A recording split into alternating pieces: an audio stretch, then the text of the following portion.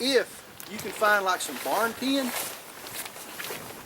and you put around the back of that and the sides, and you will actually build you a top that reflects up, it will actually reflect heat back because of the metal somewhat.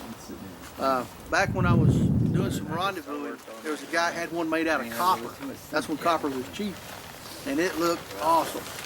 He drilled holes in it, and he used was it number 6 copper wire to make his rings for his hinges.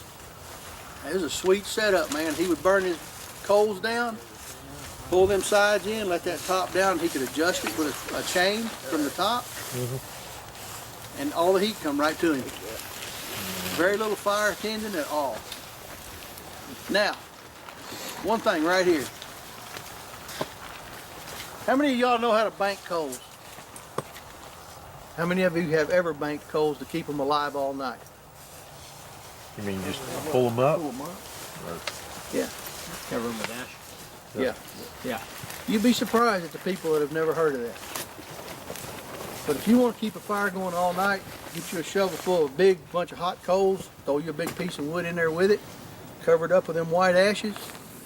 Next morning you get in there, you open that sucker up, blow on it a little bit, throw some of that kindling you've got hid over here dry, you got a fire. All right. Hey, Dalton. Depending on the size of One these, place is the only place has wood, right? and what you glue on them is how big the blankets are, or if you put 2 blankets on them or whatever.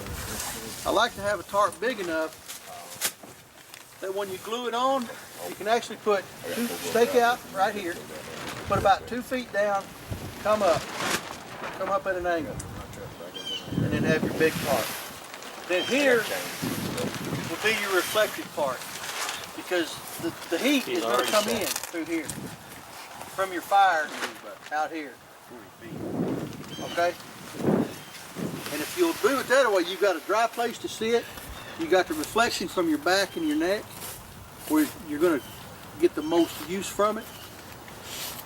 And then you can throw Visqueen over the front, Just go down or in whatever that to field, even get a add start. to it.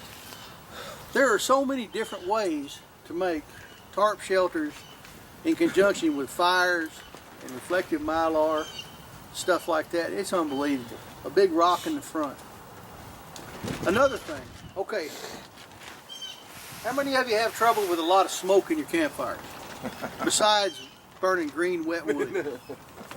You can have the driest wood on the planet, you're still getting smoke. Okay? Right to the face. It's a very simple fix. Okay, say you got a log laying here and 4 logs and you got a fire in the middle of it. All you have to do is stand a flat rock up right here. What that's going to do is reflect that heat up, and it's going to make, it's a chimney effect. And now if you got a wind blowing, it don't matter. You're all going to get the smoke. But if you get a calm day and it's just smoking you out, and you walk up to the fire and all of a sudden the smoke's coming to you, it's because you are creating a chimney effect. But if you will put you a chimney over there, you can come up to that fire, cook around it, work around it, do whatever, and the smoke is going to travel up that chimney. Oh, gotcha. Okay. I thought it was because I was food. Let's see, we're not going to do how to build a fire inside a tarp today. That really needs to be demonstrated so you don't burn yourself up. Yeah. I'm not saying that to be Homeless Bob's house fire. a smart ass or nothing. What I'm trying to say is you really need to know how to do it, because it's really effective.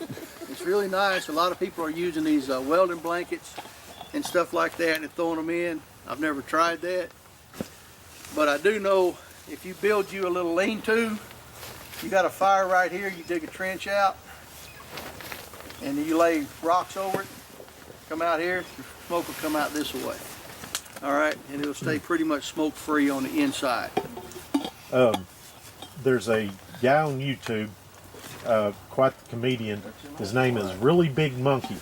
Oh yeah, I've seen it. And he builds a fire inside a tarp tent. Yeah.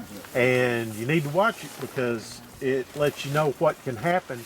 And all it amounted to was he had a really good draft and got a really big fire real quick. Real fast. And it burned everything up in seconds. So See, that's the thing about a fire. It can have, if you, okay, say you find a big log jam. Les Stroud one time was on a riverbank, built his fire too close to his hooch. Come back, everything's burned up. yeah. Okay, debris huts. The one thing about a debris hut, if you do build one, and it is early fall, there are going to be a bunch of spiders. So what you do is you get you a smoky piece of punk wood, you put in there and you close that sucker down till you see smoke coming out. That'll run the spiders away. Open that up and then don't ever put fire around it again.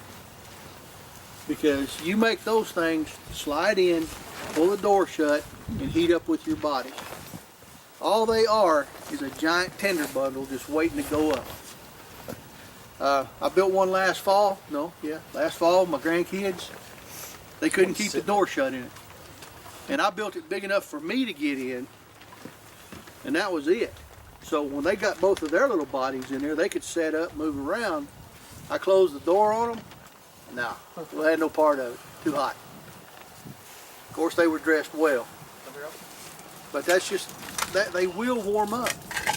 And to stay warm, you have to keep piling more insulation in it, because it doesn't take long. If you build a debris shelter, you're not going to have a fire in front of it. Pack it to the top with leaves and then crawl in there like a squirrel. Work your way around. You have leaves on top of you, leaves under you, on the side of you. You're just in there like a cocoon, and you will stay warm. You pull that plug in, or you put your backpack in the door, shove more leaves in front of it to block any wind coming. Works great. Works great. We can't do stove trenches. We've done them. We've done igloos, snow caves, but a debris shelter is about the warmest.